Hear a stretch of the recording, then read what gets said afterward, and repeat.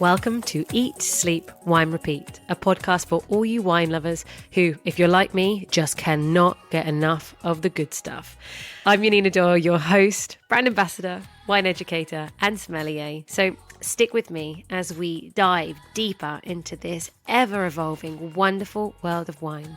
And wherever you are listening to this, cheers to you. Hello, wine friends. Today, we are taking you way up, both in elevation and inspiration, as we head to Argentina's remote and majestic Calchaquí Valley in Salta, home to Bodega Colomé, and not just any winery, but the oldest continuously operating winery in Argentina, with roots reaching all the way back to 1831. Joining me is the wonderfully thoughtful Thibaut Delmotte, the man behind the wines at Colomé. And let me tell you, this is a conversation for the vineyard nerds and the terroir romantics alike. We talk 170-year-old vines, the art of preserving heritage plantings, and what it really means to make wine at 3,100 meters above sea level. Yeah, that's the highest commercial vineyard in the world.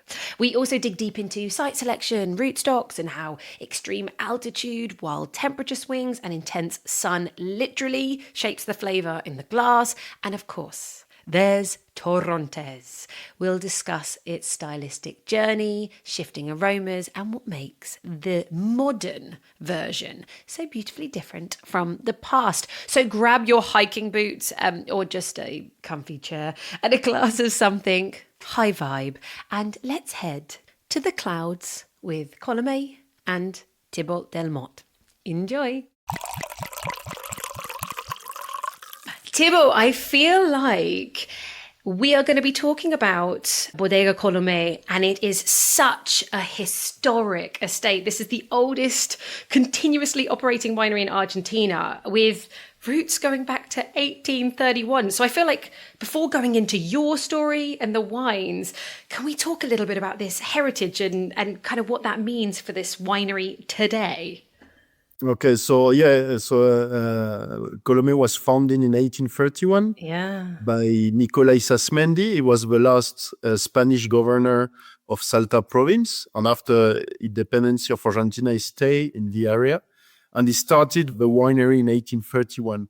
Most likely at this time, the vineyard was with Criolla, what we name Criolla Chica, and most likely Torrontes. So the Criolla Chica is Listan Prieto. It's varietals come from the Canary Island.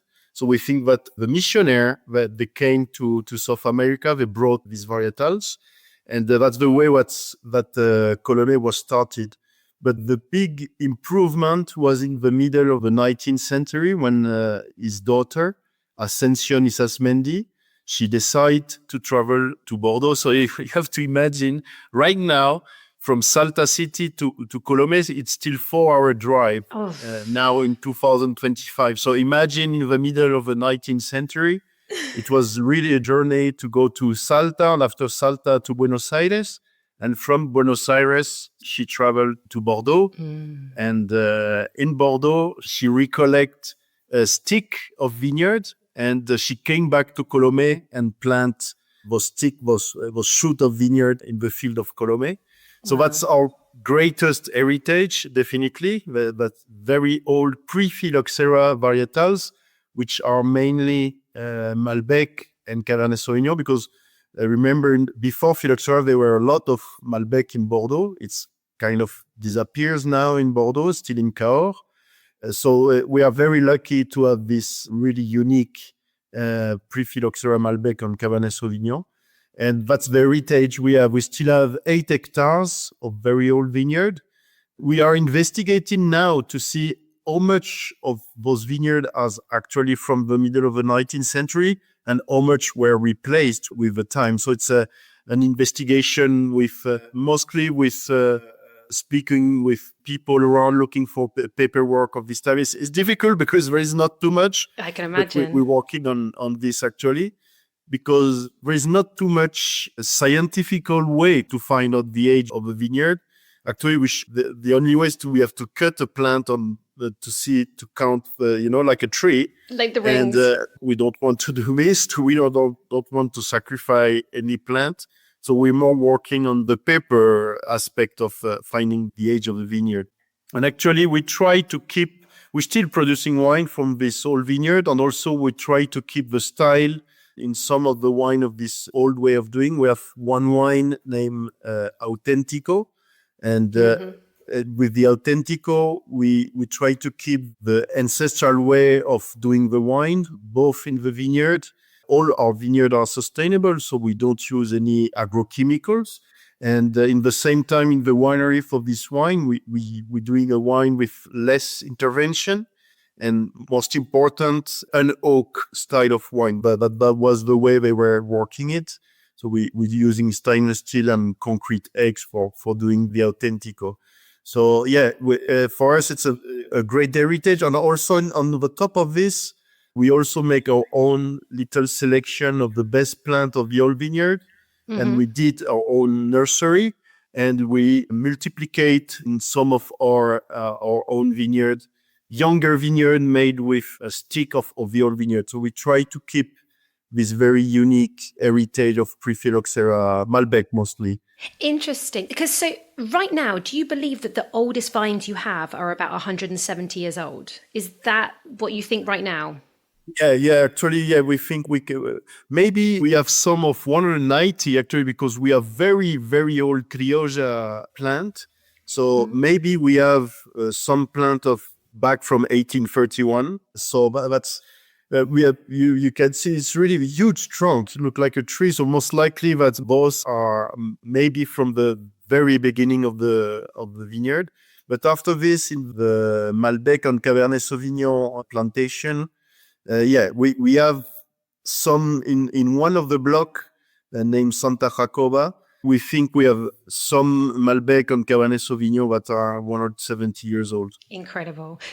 So I want to ask you about if you're taking the genetic material and now you've got these young vines from that, are you seeing a different kind of resilience to, I don't know, the lack of rain you have in the area? Are they fruiting yet, these new vines that have come from the old vines? Yeah. They're giving fruit now. Actually, we're using those vineyards made with the old younger vineyard made with the stick of the old vineyard.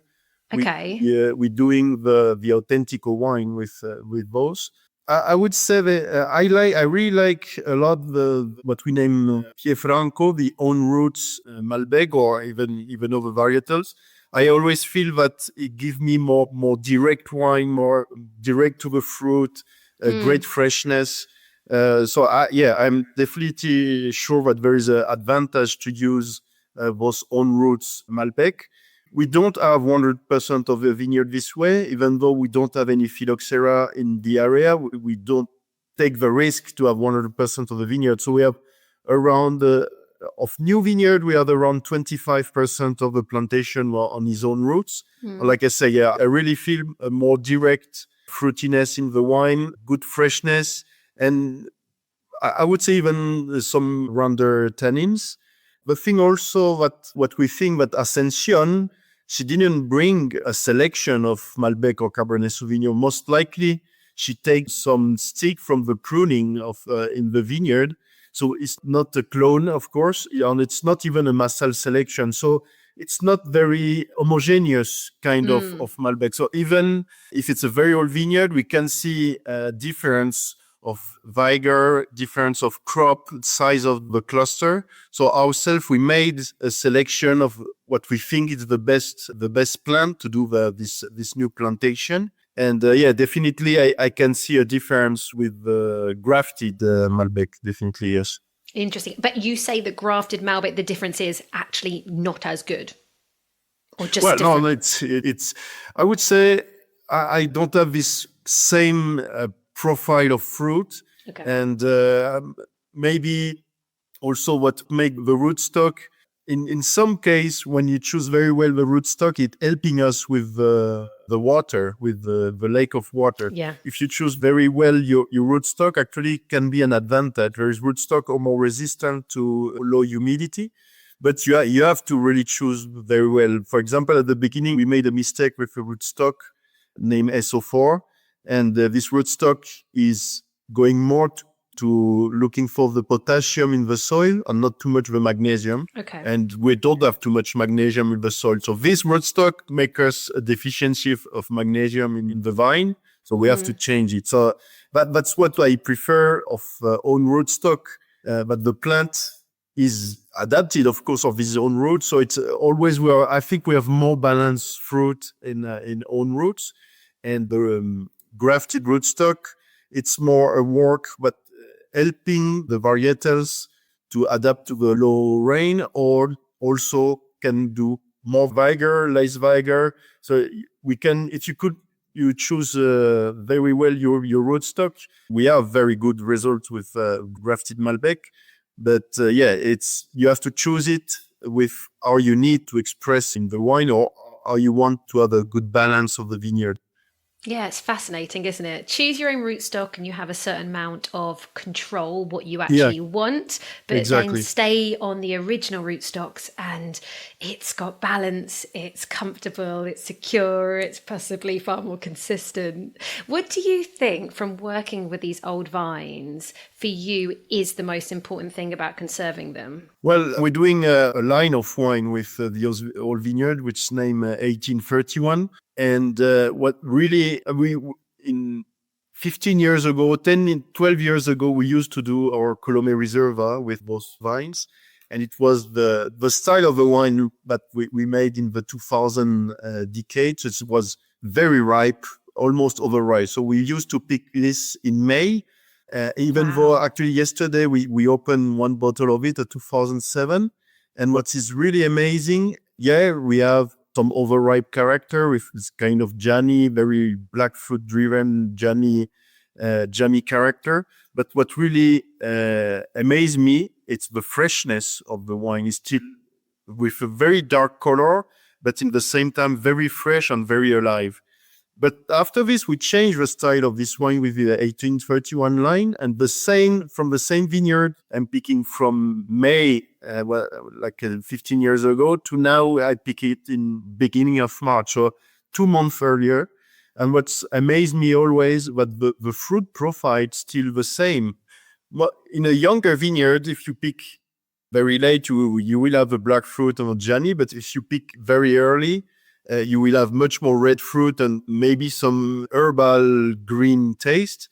In the case of the old vineyard, we're still in the black fruit camp, definitely. Of course, not so jammy, more fresh black fruit, but we don't go to the red. Still very full-bodied and with a better freshness. That's really something amazed me about those old vineyard. The balance of the fruit is really amazing. What we're doing for doing this wine, like I was saying before, it's not homogeneous. So for doing this wine, we have the same as we did for the nursery. We're doing it for the winemaking, so for the harvest. We choose literally one by one the plant that we think are more balanced to do our 1831 line. So we're working the vineyard, and we're looking at the vigor of the plant. If it's too vigorous, it will be going quality B. And if it's not vigorous enough, it will go in quality B. So we're looking at the side of a shoot to have a good side of a shoot, not too big, not too low. And the same with the quantity of cluster and the size of a cluster. So we choose one by one those plants, and we make a special fermentation of picking or fermentation of this block. And actually, that's always never disappointing by this wine. It's always super balanced and great fruit, but always with a great freshness also. And also the other important point, that when they planted this vineyard, they planted really in the best land that we have in Colomé. If you walk in the vineyard, there is huge granite stone, but they didn't move at this time, were so big. And in those huge stone, you can see what we name morteros. I don't know in English the name. It's a little hole in the stone where they were crushing grain, mostly corn, most likely. So it means that where they planted the vineyard, before the vineyard, there are agriculture around, because they were at the place that they crush the grain. So they choose best place to plant the vineyard. And actually, it's not only the old vineyard; it's only the soil of the place is very, very, very unique. More alluvional, more organic materials in the soil, more clay also. So it's give us a richer and more complex soil for the vineyard. Interesting, because in general, in the Salta area, am I right in thinking that the main soil as such is sandy, hence phylloxera is not there. Phylloxera can't cope in sandy soils. But then obviously this is a pocket with a slightly more complex soil. Yeah, exactly. Well, actually, in the case of Colomé, we are very lucky because we have four vineyards in 4 different places. So we have sandy area in our lowest area in Cafayate at 1,700 meters, and also very sandy area at El Arenal at 2,600 meters. But after this, we have 2 farms with very different kind of soil, very different of the rest of the Calchaquí Valley. So we have Colomé at 2,400 meters, which is, like I was saying just now, a richer soil with alluvial matter, granite, quite a lot of spots with clay. So a very complex soil will give a complex wine, and also the clay help us to give more persistency, more volume, and rounder tannins. And after we have Altura Máxima, which is more on the hill, but stony, very stony, with a lot of granite, pink and gray granite, and volcanic stone, who will give more vibrant acidity and minerality in the wine. So we are very lucky in our case to have those 4 different terroirs, or really give 4 different styles of Malbec. But after this, Calchaquí Valley, Salta province is mostly sandy. Interesting. Well, now you've mentioned Altura Máxima. Now you said about the soil type there, but this is the world's highest commercial vineyard at, is it 3,111 meters to get exactly. Let's not forget the 11 meters. It makes all the difference. It's very important. But so what makes this vineyard unique? I mean, I say that, obviously, the altitude, but from a viticultural perspective. Well, we have now more than 20 years experience in all the Calchaquí Valley. But when we started the project of Altura Máxima, so Donald S. bought Altura Máxima in 2003. Of course, there were no vineyards, but there were some agriculture. They were growing quinoa, paprika, some beans, also so the typical agriculture of Calchaquí. And we started to plant 1 hectare of vineyard in 2003 with several varietals to see what can grow up there. So the first thing we find out that the long cycle varietals can't ripe up there. The cycle, so the window between the last frost in spring and the first frost in fall is shorter than the rest of the valley. So we can't grow any Cabernet, Petit Verdot, Tannat, even Torrontes won't ripe up there. So we have to focus in short cycle varietals. That's why we planted Sauvignon Blanc, Pinot Noir, and Malbec. So that's the first thing you have to deal with, the frost. So we can have frost until October 15, more or less. And bud break can be mostly Pinot Noir, actually can be around 25 of September. So the first thing we have to do is to adapt our work in the vineyard to avoid the frost. So we don't irrigate during winter. We try to keep the soil quite dry so the vineyard don't want to grow. And we're doing very late pruning. Right. So most of the time we have the shoot of the year before the vineyard always start to grow on the top of the shoot, and those shoots will frost. And after this frost, we're doing or pre-pruning and after pruning, or directly the pruning. So we have really to be very careful with the pruning date to avoid the frost. And even though we have frost protection with sprinklers in the vineyard. So the frost is one of the biggest issue up there. After this, like all the rest of the valley, it's a very healthy weather with low rain. So we don't have any trouble with fungus, no oidium, no mildew, no botrytis. So that's the good part. Also, another challenge, since we are on the hill, the clouds are going in this area, so we have more risk of hail in Altura Máxima than the rest of Calchaquí Valley of Salta province. In Mendoza, it's normal. You plant a vineyard, you have to put hail protection. That's the law, let's say. But in Salta province, nobody put any hail protection because there is no big hailstorm. But we have, in not the entire farm of Altura Máxima, but our best Malbec, we make an investment in hail protection because we have little episode of hail, not every year, but almost every year. Not the big stone like they have in Mendoza. It's more tiny, but still doing damage on the leaf, on the fruit. So we put hail protection. Interesting. And also it's a very remote area. So we have to deal, it's like we open an open bar for all the birds and the wasp and bees in middle of nowhere. So we have to deal mostly for Pinot Noir. One more time, poor Pinot Noir is very, very sensitive.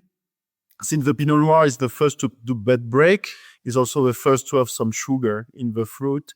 So we have big bird attack on the Pinot Noir. So we have also a net, a bird protection on the Pinot. And that's funny because we pick the Pinot and they don't go on the Sauvignon Blanc, they don't go on the Malbec. The bird, they just leave, most likely. We think they're Burgundian birds because they come to eat the Pinot Noir. No. So another very challenging. And that's the challenge. But after this, of course, there's many advantages to be out there. During years, the decade of the 2000, we were more focused. Higher you going, more concentration you have. So the first elaboration, the first wine we made in Altura Máxima, it was more thinking about this, looking for more concentration and doing bigger and bigger. And after this, with several vintage, we feel that wasn't really the way. Okay. So we came a little back in the picking date, and we're more focusing on the freshness that we have in such high altitude.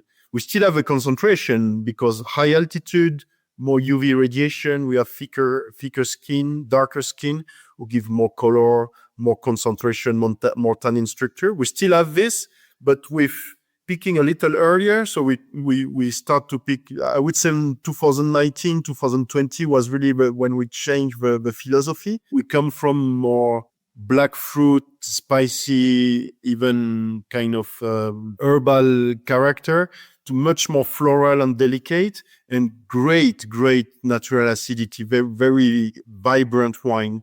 So I think altitude still giving us concentration. Of course, we can't change this, but changing our mentality about picking date give us a very new approach to the wine, a new profile, which much more freshness and elegancy in the wine.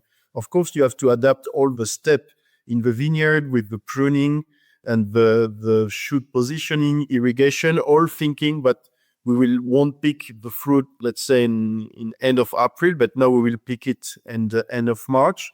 So you have to have another kind of balance in the vineyard. And after also changing my winemaking with less extraction, better barrels.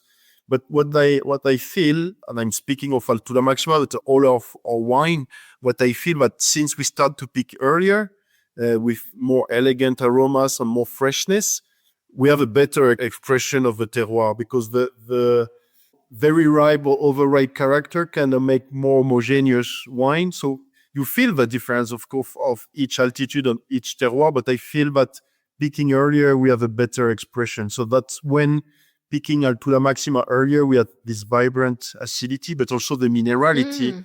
But if you pick later, this minerality and floral character is going more to balsamic, which it's good, but I think it's better, the freshness and the floral character of Altura Máxima. Interesting. And actually, I find it fascinating. You've explained about the frost being one of these big issues with being so high altitude. So that's obviously above 3,000 meters. But in the Calchaquí Valley, it starts around, I think, 1,500, right? So is it linear in terms of as you go down, you have a longer growing season, or is it still just depending on specific areas?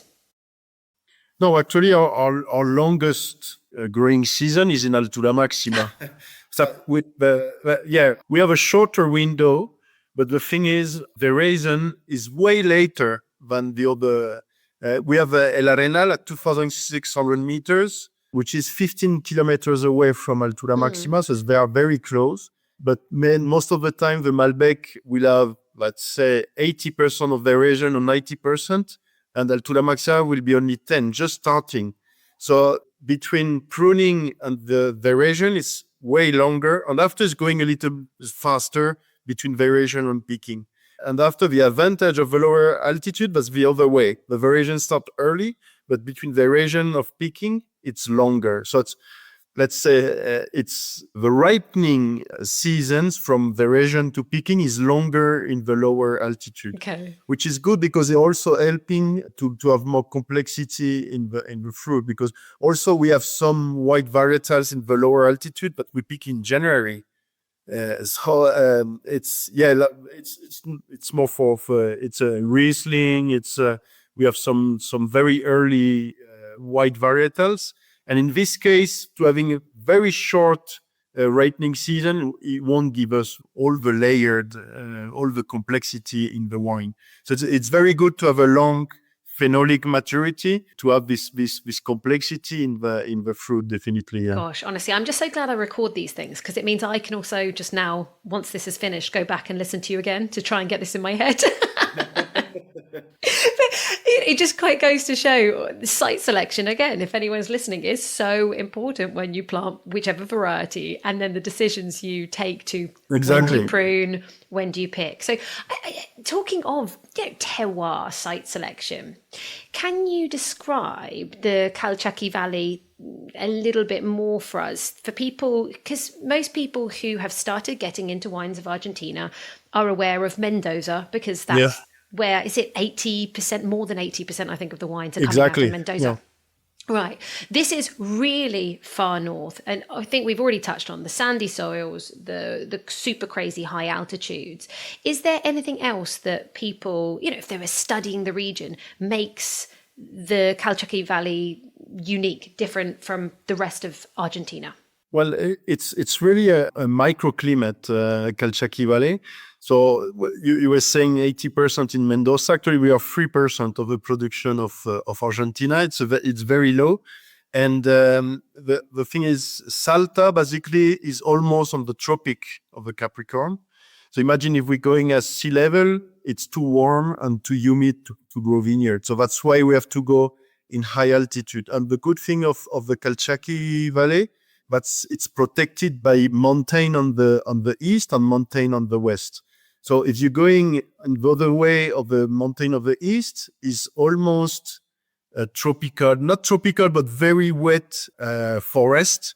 So if you have a picture on the top, it's all green on the east of Calchaquí, and the west, it's higher mountain. On the other side, it's what we name as Salar Lake. So it's a huge flat area between 3,000, 4,000 meters altitude, with salt on the superficie and no water at all. So those mountains on the west protecting from the very, very dry weather. The rainy season in the Calchaquí is during our summer. So it's from Christmas basically to end of February, because the rest of the year, the cloud from the Atlantic can't cross this mountain, and only during the summer, the cloud from Pacific actually come around and go down the Calchaquí Valley, and that's when we have water, with rain. Wow. Of course, having an average, I would say, between 150 to 200 millimeters water is not enough. So the first very important thing is to have water to grow vineyard in the Calchaquí. So in Cafajate, which is the heart of Calchaquí Valley, where most of the winery and most of the vineyard, there is a river going down the hill, and the winery share the water for irrigation. And the new plantation, they're doing drill to looking for water underneath.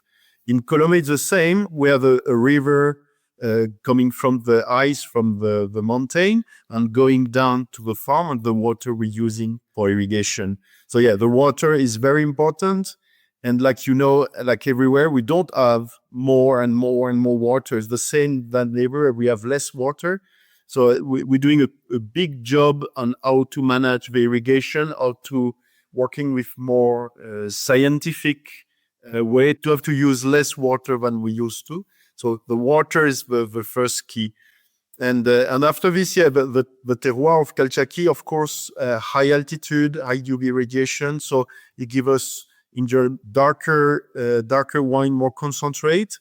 When I start to work in Colomé in 2005, always the comment about Calchaquí Valley wine, but they are stronger, they are more concentrate. That's something that changed now because we changed our philosophy of winemaking, but still, generally speaking, we have more concentrate wine and very dark, very, very dark color.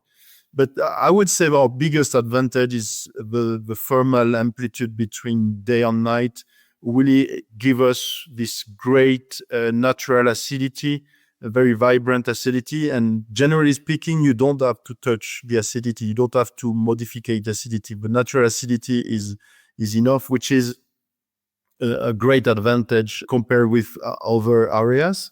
And after like I was saying, the soil is not really homogeneous in all the Calchaquí Valley. So you have several spots in our case, but also other wineries, but you can have more clay, you can have more stony area, you can have more, even some colleague in other winery, there's some calcareous area. So you have many, even it's a little production area, you have many kind of soil who can really, every soil express differently the wine. So it's a very unique kind of terroir, definitely, the Calchaquí Valley. Yeah. And one thing we haven't mentioned is the diurnals. The diurnal temperature shift up where you are is much greater than even in Mendoza, isn't it? Yeah. We have, that's basically because of the UV radiation. And like I say, we're on the tropics. So yeah, we have some high temperature, but mostly in the lower area. After when higher you're going, cooler will be the day actually. But we still have this huge UV radiation. But the UV radiation is much higher than in Mendoza, definitely. And so in generally speaking, Cafajate will start harvest before Mendoza in Cafajate, but we'll finish after in Altura Máxima because, but even though I would say it's around 200 kilometers between the two areas, but it's two different worlds definitely for picking on the profile of the wine. So we have warmer area, but also we have cooler area definitely than Mendoza. Well, let's talk about Torrontes, because Torrontes is the queen up in Cafayate and Salta. So let me get, ta-da, a bottle that I made earlier. I did not make it. This is the Estate Torrontes 2024. So why do you think Torrontes does so well there? Is this because, you were talking about the criolla varieties, and everybody, please check out my show notes because I recorded an episode with Amanda Barnes recently about the criolla varieties. And so we were talking a lot about Torrontes and about it's a natural crossing of criolla chica and muscat alexandria. So the fact that this is a natural crossing, it obviously crossed up in the northern part of Argentina, right? And it's just found its home. Is that exactly? I think that's the first big thing. We think it was born. We're not sure, but most likely was born here in the north of Argentina. Yeah, definitely, maybe in Salta province. Actually, I saw also very old criolla chica and muscat of Alessandria in the south of Bolivia, in Tarija area. So we're not really sure where it was born, but what we're quite sure that it was born in high altitude, and definitely that make it very well adapted to the area. There's also something very, very important that I didn't say about the terroir of the Calchaquí. Something we have to deal with, but it's quite a salty area with a lot of borax in the soil.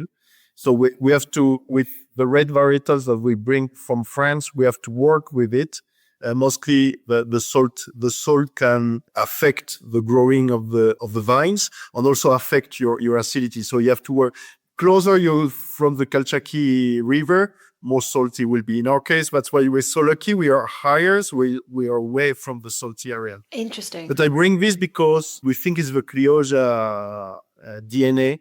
The Torrontes is super resistant to the salt. So that's the first great thing, because you can plant Torrontes basically almost close to the river. It won't be affected by the salt. So that's a great first advantage of the Torrontes, definitely. And after this, the Torrontes as a white varietal is a little bit kind of in the late ripening. So it's, if you have, for example, I would say Sauvignon Blanc or Chardonnay will ripe end of January, beginning of February. The Torrontes will be maybe 15 days later. So it likes a good hot temperature to ripe. But you don't want to burn those great aromas, and you don't want to burn the acidity.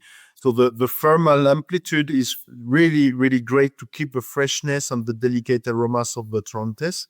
And that's why also, I would say 95% of the Torrontes are grown in the pergola system, not in VSP. Why? So you have a nice roof of leaf on the top of the cluster. So you have the leaf on the top of the cluster hanging underneath the roof of leaf. So you have a nice shadow protecting the direct sunlight. So you have the warm temperature to ripe it, but you don't have the direct sunlight will burn the aromas. And one more time, the cool night helping to keep the acidity and freshness. But even though if we come back like 20 years ago, the style of Torrontes were much riper, a lot of exotic fruit, very lychee in the nose, and kind of a little bit flappy in the mouth. It was very exuberant in the nose and quite short in the mouth. And that's something that Donald S. didn't like, and I didn't like neither. So when we start to produce our own Torrontes, we wanted to change the style of this old style of Torrontes. So what we did, the first thing is work in the vineyard, of course. The Torrontes can have very, very high yield. So the first thing we do is bringing down a little bit, not too much, because if you bring too much down, you will have too much concentration. Mm-hmm. So we more around 10 to 12,000 kilos per hectare, which is a good crop, of course, but you can imagine it can go to 30. So we bring down a little bit the yield, and in the same time, we start to pick earlier. So when we start to do our own Torrontes, we were the first one to pick Torrontes in the area. So everybody was looking at us like, what are we doing? These French guys don't know what he's doing. But actually, it was a good call, because we come from this very high aromatic exotic fruit to much more what you have in a glass now, much more floral, citric, much more delicate. So we find a good spot when to pick the fruit. And after this also, I changed the winemaking, doing a cool fermentation. A typical white wine will ferment, I would say, around 18 degrees, maybe 20. So you have a quite short fermentation, but you're sure that your yeast will finish the fermentation. In our case, we ferment at 12 degrees. So it's very cold, yeah. And what's make the difference at this temperature, at 12 degrees, the fermentation will express more the floral character than the white fruit character.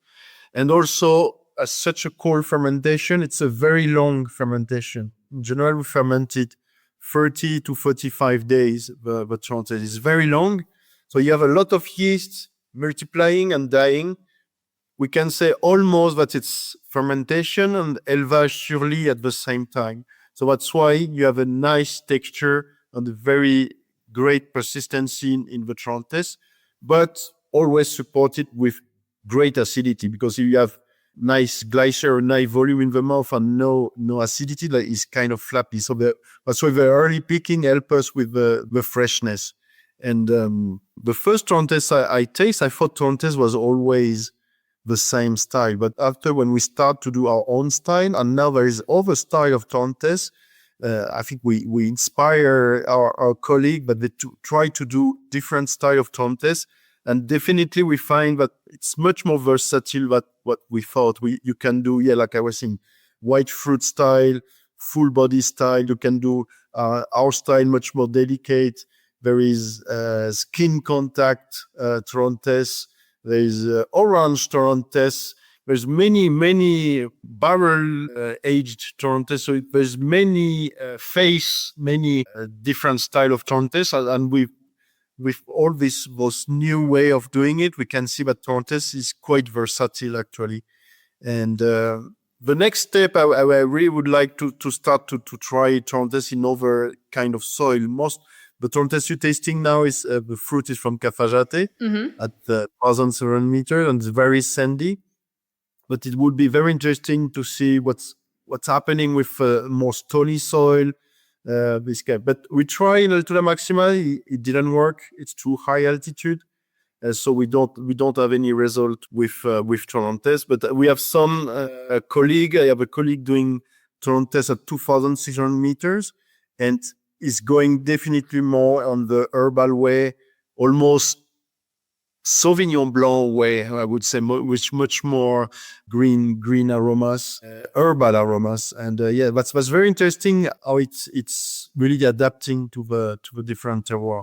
Interesting. And that just goes to show, I guess, that Torrontes really is developing. You guys are really experimenting with it. I certainly know that when I first tasted Torrontes, it was, a punch in the face of aromatics. It was really big. The acidity was not very exciting. But I've tasted some great examples. And this is lovely because it's really interesting for anyone. This is an aromatic wine. This is perfumed. It makes sense. You've got muscat as one of the parents. And so when I smell this, I still get a little bit of grape muskiness and this lovely kind of rose and like a rose oil and or peach oil. So I've got that on the nose, but then it's really lime zest. It's really citrusy. Yeah. It's really kind of very clean and super fresh smelling. And the palate, I love that it actually tastes like, for a second, initially you think it's sweet. You think that it's sweet. And then I challenge everyone, you really need to think about it. It's actually just beautiful fruit sweetness, but it is a dry wine. But it's got lots of this even greener mango, gooseberry character. So citrus, going into this tropical, but the less ripe style. And then just super lemony, but this floral finish. For me, all the kind of lilies and jasmine come. But most importantly, it's got lovely mouthfeel, but real freshness and great acidity. It's a really lovely example. I think that's the most important part. Like you were saying before, the Torrontes was more flappy, more eggy in mouth. And having this freshness, really, you want to have a second glass, definitely, of the wine. And I think that's the most important change that we made, but also now almost all the Calchaquí Torrontes is going to this style. Not always. We are very lucky to have this very particular floral character where there is not too much Torrontes having it, but yes, having this very nice acidity, making you have good salivating the mouth. And also maybe you feel always some saltiness in the wine. So that's why also it's very important to have this good acidity, because when it can be too salty. And also one thing we learn about Torrontes, it can be bitter. If you pick too late, it can be very bitter. So that's really more about working in the vineyard. Actually, if you have your block of vineyard in pergola, for doing this wine, I won't pick the perimeter, the one who is more exposed to the sun. So we will pick really what the part who is more in the shadow. Interesting. Because we find out that this around is riper, more in the exotic fruit, but also is more bitter.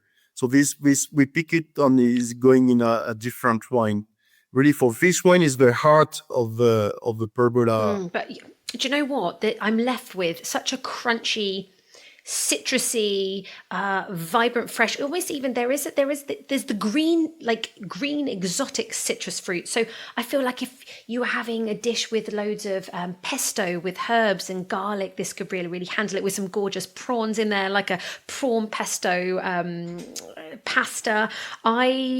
When I was in Argentina a very long time ago, I tasted some really nice empanadas that had corn in them. Yeah. And they're from the north, aren't they? The corn. Yeah, exactly. Yeah.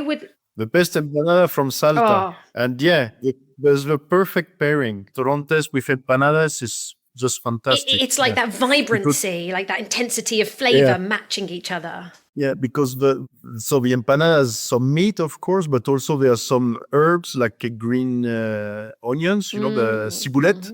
And also there is comino. Cumin.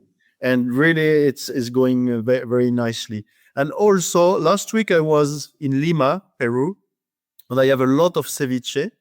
And I have a lot of ceviche with Torrontes, and I can say it's really fantastic. So the first thing is there is a lot of acidity in the ceviche, a lot of lemon. Mm-hmm. So the fatness of our Torrontes really going very nicely with this acidity, and the nice, elegant perfume is going very nicely with the raw fish. But what really amazed me, that's how the Torrontes resist the picante, the hot, the red pepper. That's amazing. It's really can support the picante of the ceviche. So ceviche is a great partner for the Torrontes. And I would say also some Asiatic food, some Thai food, some not too hot, but some Vietnamese as well. Yeah, exactly. Yeah. I'm really sure that it's going very nicely with this kind of food, yes. Well, for those of you listening, everyone, if you're getting hungry and you want a bottle of this wine, you'll be happy to know it's around £14.60 up to about £16.50. Loads of sites online, Vinum, Hick Wine Merchants, NY Wines. So I'll leave some retailers in the show notes, but a really lovely wine to try. And to conclude on Torrontes, just for this episode, this is 100% Torrontes Riojano, right? Because there are three different types of Torrontes. In Salta, up in the north, is it 100%? If you find any Torrontes from the north, is it going to be Torrontes Riojano? Riojano, yeah. And I would say at this level of price, let's say above 10, even if it's from La Rioja, San Juan, or Mendoza, it will be a Riojano clone, because so you have like you said, free clone. You have the Mendocino. Actually, the Mendocino is very different. We know that there is Muscat, but we're not sure of the other parents, and it's much more table fruit, I would say. After you have the San Juanino, where the Criolla has more impact than the Muscat, so it's not so. Perfume is a little more neutral. And after you have a Riojano, where the Muscat take the biggest part, and it's definitely for the high quality Torrontes, you have to use the Riojano. But in Salta province, I would say Salta and Rioja province, I'm sure it's 100% the Riojano. Yeah. Perfect. There you go, everybody. Get yourself a bottle of this delicious Colomé Torrontes. Next week, the brilliant Thibaut will be back for part 2 as we dive deeper into one of the world's most remarkable wine regions, Salta. We will look at the broader picture of high altitude viticulture, Malbec comparisons across elevations, the often overlooked beauty of Bernarda, and what makes this part of the world so isolated and extreme, and such a fascinating place to grow wine. Now, as always, a quote to finish off, and this is from Luis Gutierrez, a highly respected wine critic and writer, best known for his work with Robert Parker's The Wine Advocate. And he said, "Wine from Salta is a reminder that sometimes beauty lives far off the beaten path." It certainly is. And in this case, the magic is found literally up into the clouds. Right, that is it. If you've enjoyed this episode, please do take a moment to like, share, leave a review, especially on Apple Podcasts, and a rating on Spotify. It helps more wine lovers around the world discover these stories and supports the podcast.